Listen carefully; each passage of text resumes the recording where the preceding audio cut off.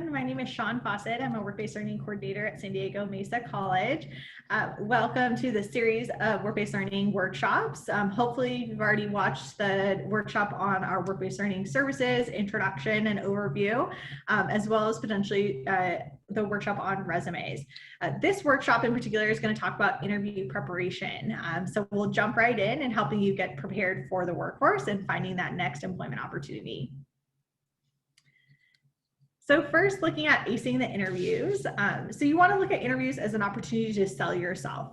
This is the first impression that you're actually going to have in order to introduce yourself to an employer.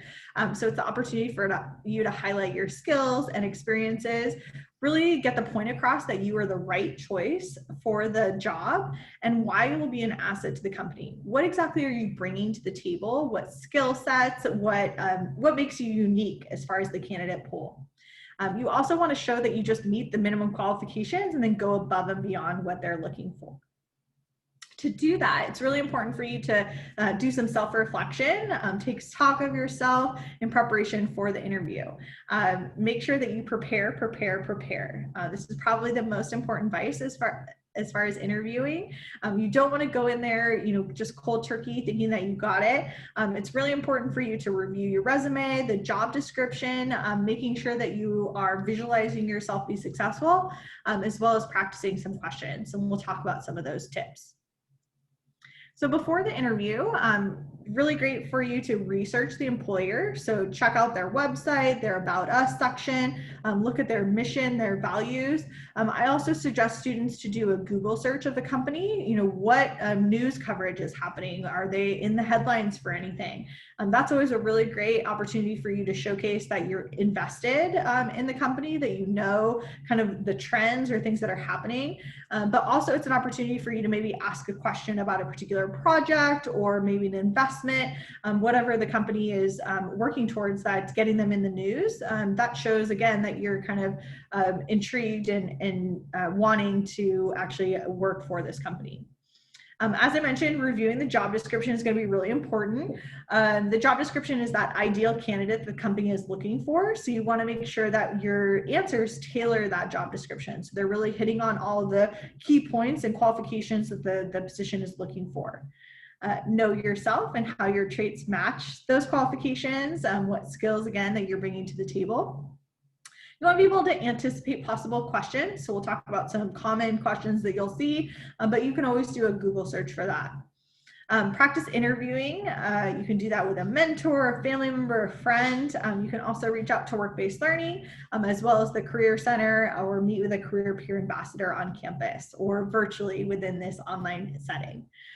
Mesa College also has a platform called The Perfect Interview, which is an interactive system that allows you to practice your interviewing skills using a video. So you're actually given a question, you are able to answer that question and video yourself, and then they will provide feedback for you based off your answer. So it's a kind of cool technology, so I would check it out. You can go to this link here, perfectinterview.com/SDMesa. The night before the interview, really important for you to get lots of sleep. So you want to be well rested. You're not wanting to, pull an all-nighter the night before, because that's not a good look for anyone. Make sure that you eat a good meal for dinner the night before to make sure that you're kind of relaxed, you're in the zone. Review your interview answers and outline. Don't cram for the interview, but you do want to kind of just casually prep for it. It's really important for you to practice some mindfulness to be able to visualize yourself performing successfully. So see yourself, what you're going to wear, how you're going to feel, what the room may look like. And then you're able to use breathing exercises or physical exercise, whatever it is that you enjoy doing that helps you reduce stress.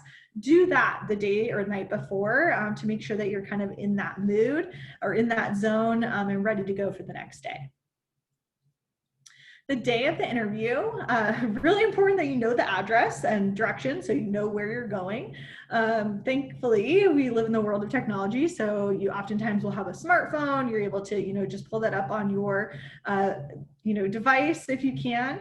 I would suggest whatever the time of the interview that you arrive 15 minutes early. That's kind of a key time frame. You don't want to arrive too much earlier than that, because then it's kind of awkward because you're just sitting there waiting for them, and you don't want to put pressure on them to make sure you rush the interview process. You also, if you're there too early, you may kind of, see other candidates coming in and out. So 15 minutes is usually about good. If you get there too early, you can always hang out in the parking lot. And then you don't want to get there too late, like right on time. Let's say if it's at noon, you don't want to get there at 12 p.m. Because then, that doesn't show that you're necessarily prepared for the interview either.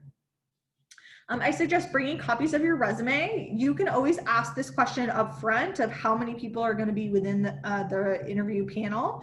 They'll tell you one or multiple people, and then you just want to make sure that you have at least that many copies, if not a couple extra. Chances are they probably have a copy of it themselves. They may have printed it out already, but it's just always nice to show that you're prepared and bringing that for them. It's definitely okay for you to bring a portfolio of your work, your achievements, any projects that you want to showcase. You can do so in a nice padfolio would be great. We sell those in the bookstore. We also have them through Work-Based Learning in the Career Center. So if you're not quite sure what I'm talking about, you can always connect with us and I'll share that information with you. Or like a nice folder from one of your classes. You just want to make sure it's not something that's like, you've used for 2 years at Mesa and it's all ripped and tattered. Wants to showcase a professional image moving forward. So it's okay to bring a notebook and a pen, and it's absolutely okay for you to write notes within the interview. I didn't realize that when I was a student, and so I was always trying to just remember what they said, and I have a terrible memory, so sometimes that doesn't always work out well. And oftentimes when you're in an interview, they ask multiple part questions, so there could be 3 different questions in one, and so sometimes it's really difficult for you to remember everything that you're supposed to respond to. The other nice part about bringing a notebook and pen is when you're taking notes, it's actually a really great time for you to kind of take your time, relax, take a breath, and then be able to answer. So definitely do that and make sure that you're jotting down everything that's important. Wear proper attire. So again, you want to put that best foot forward and be professional. That is based on industry. So we'll talk a little bit about what that might look like. And then treat your interactions with other office personnel as mini interviews. So anyone that you come into contact with, greet that person with a smile, with a handshake, introduce yourself, because you never know who that person is. Even if they're, a secretary or an assistant, they potentially have the option of sharing that information with their boss or a supervisor, that is going to be the person that's hiring you. So that, those interactions do get around the office very quickly. So you just want to make sure that you're cordial and friendly and approachable. So normally when I do this presentation in class, we actually do practice with each other. Obviously this is a virtual format, but I did want to, leave this as an option for you to practice with a family member or a friend or someone that you're, around, a roommate. Spend 1 minute introducing yourself and shaking your partner's hand. This is not something that we do kind of on a normal basis. And so sometimes when students do this for the first time, it's a little awkward and, they get nervous. But I would definitely encourage you to practice. One, to make sure that your handshake is kind of on point. It's not this like limp handshake that like is awkward, that you're not super sweaty. The more that you practice a handshake, the better you'll become at it. You want to be firm and confident, and most importantly, be able to make eye contact and kind of have that pitch to be able to introduce yourself ready to go. So during the interview, you want to be energetic, cheerful, enthusiastic. All of those things show that you're really interested and excited about the position. Be able to, again, as I mentioned before, take notes. You can write that question down to make sure that you understand exactly what they're asking of you, and then you can be able to take a breath and respond. This will allow you, again, to be relaxed, to come across a little bit more confident. It's really, really important that you know yourself and your value. So what are the skills that you're bringing to the table? How do they align with that job description? And what are you going to do to stand out against all the other candidates? I usually suggest that students practice their elevator pitch. This is usually a 1 to probably a 3-minute pitch that you would have that kind of introduces yourself, talks about who you are, your education, your background, and what it is that you're going after. So kind of like your overall objective. Because this is an online workshop, I'm not going to show you this pitch today, but you can take a look at this link here, which is a really great tool to kind of help you show. Oops, lost my earbuds. Help you show what an elevator pitch looks like, a good one, and then also a bad one. So that way, when you're writing yours or you're practicing yours, you can make sure that you're spot on.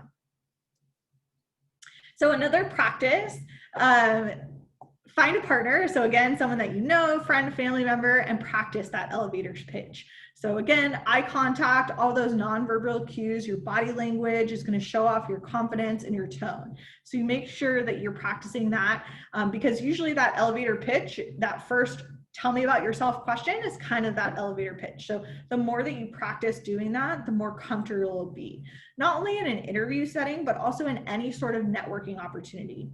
About 80% of jobs are found through networking. And so you never know who you're going to meet, whether it's at the grocery store or a restaurant or, walking your dog. You don't know who you're going to meet and what kind of opportunities might exist.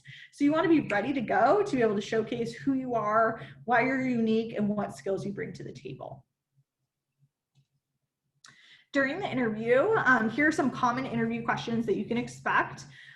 What do you feel an employer owes an employee? How have you demonstrated teamwork? Tell me about a time that you discovered someone's mistake and how did you handle it? Talk about a stressful situation. Maybe describe your academic programs and the type of hands-on experience that you received.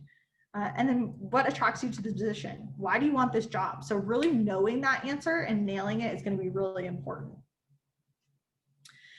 I usually recommend students use the STAR method. So you might have heard of the STAR method, which is a pretty common method for interviewing techniques. But we at Mesa have added a T to the end, and I'll show you why. So STAR stands for situation, which allows you to answer the question with the detail in the background.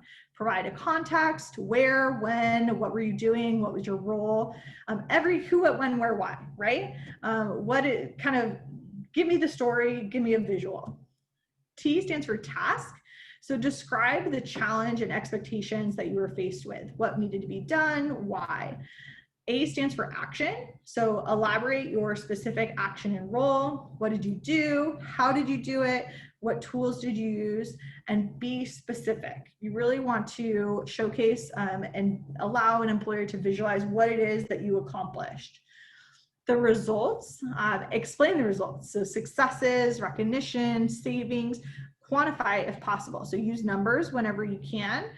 Really explain what action you took and how it impacted your department, your company, your classroom, or your group project, whatever the case may be, whatever example you're using, make sure that you provide those results. And then lastly, the T that we added to the end stands for transfer. So you really want to make sure you're illustrating how your experience will translate to this job that you're applying for.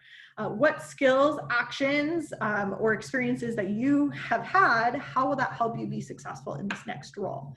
So even if you are a barista at Starbucks and you're talking about maybe dealing with an angry customer, how is that going to translate to this new marketing role that you're applying for and that you're hoping to get? Allowing you to be able to work with clients, to have customer service. So being able to transfer that knowledge and that skill directly to this new position is going to be really helpful if you can articulate that. Again, because this is an online workshop, I won't show you this video, but this is a great tip on how to prepare for a behavioral interview. So definitely watch this when you have time after this workshop. So during the interview, so some illegal questions that employers are not allowed to ask you are regarding your age. So do not ever answer how old you are, anything about race or ethnicity, disability questions about height, weight, any details regarding your physical or mental limitations. your family status. This is especially important for women. So you do not need to disclose your marital status, whether you have children, what your childcare situation is. Those are all illegal questions. And most importantly, your religion. So you should never have to answer anything about religious affiliation, holidays that you observe, places that you worship, or your beliefs. Often and not listed here also is anything related to politics. So if you get asked one of these questions, you just want to kind of skirt around the answer. If you have questions on how to answer these, you can definitely contact Work-Based Learning or the Career Center for assistance. So some common questions to ask employers. This is really important to have questions prepared to ask at the end of an interview. You can have these typed out or written out on your notepad. Again, showing that you're interested in the company, that you are excited about the position, and you want to know more. So some common questions: how would you describe the responsibilities of the position? What does a typical day look like? What are some goals for the department? One really great one is this last one here. If you were to hire me and in a year you realized I was the best hire you ever made, what would I have done to exceed your expectations? So that implies that you are a go-getter, that you are confident in yourself, that you are going to be hired for this role, and that you are looking to be able to exceed their expectations. So those are all win-wins for an employer. So as I mentioned previously, you want to put your best foot forward and be professional. So things not to wear to an interview: flip-flops, lots of jewelry, kind of casual clothing, open toes, rolled up sleeves. Things that are better to wear, depending upon the industry, are business professional attire or business casual. So when you're doing research about the company, you can typically find out more about the company culture and what they're looking for. So this is really important for you to look at. It's always better to be overdressed than underdressed, but you do want to kind of check that out. And oftentimes you can do a Google search to see what employees typically wear for certain companies. At Mesa, we have an option for students to dress for success. We have a department on campus called The Stand, which is our free food and professional clothing closet, which is available to all Mesa College students.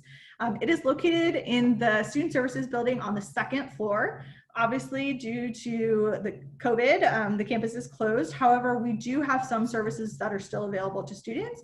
So get connected with Work-Based Learning or the Career Center. We can offer assistance there. After the interview, it's really important for you to send a thank you note. You can either do a card or an email. Bare minimum, an email is definitely needed to be able to show your gratitude and your thankfulness. This is also an opportunity for you to be able to address anything that you may have missed in the interview or forgot to add. Also asking, how can you improve for next time? It's really great for you to write down the questions that you were asked so that you can prepare for the next interview. And then professional references, you want to provide those if requested. Again, you do want to ask your references ahead of time that you can include them as a reference. That can be your professor, former employers, staff. And I really encourage you to provide your resume and maybe a brag sheet or at least the job description, so that way if they get called for a reference, they know what to say about you. If you got the job, decide if the position is the best fit for you. So kind of weigh those pros and cons. What comes with the job, the salary, responsibilities, reputation, benefits. It is okay for you to negotiate a salary. If you need help with that, please contact Work-Based Learning or the Career Center. And really ask about important start dates and training. So everything that you need to know in order to get onboarded. If you don't get the job, that's okay. Keep trying. The next interview will always be easier. Make sure that you're concentrating on your strengths. Consider factors that you can control. Maybe assess what you can do better next time. Remember, no interview is a failure. It's a practice at getting better. Ask for feedback on what you can do to improve. Most employers are totally cool with providing feedback and letting you know what it is that you might be able to excel at in the next time. And then just continue to practice. That's the biggest thing that you can do with interviewing, is the more that you practice, the easier it will be. You can then prepare yourself while at Mesa. So get involved, gain hands-on experiences, and you can contact the Work-Based Learning office or the Career Center to be able to do that. Build your resume, grow your network, and get connected. Conduct career research, practice, your interviewing skills. Consider doing informational interviews or engaging with industry professionals so you're building your network. And then practice that elevator pitch so you're ready to go. This is our work-based learning team. So again, my name is Sean Fawcett. I'm a work-based learning coordinator. We also have another work-based learning coordinator, Caitlin Choi, an internship coordinator, Pavel Consuegra, an employment engagement coordinator, Melanie Baez-McCrae. We are all here to help service you as students to be prepared for the workforce. So please reach out to us. You can visit our website at sdmesa.edu/WBL. We have some great resources online for job preparation, but you can also get in touch with us to engage in work-based learning activities. Thank you so much, and I hope you enjoyed the presentation on interview preparation.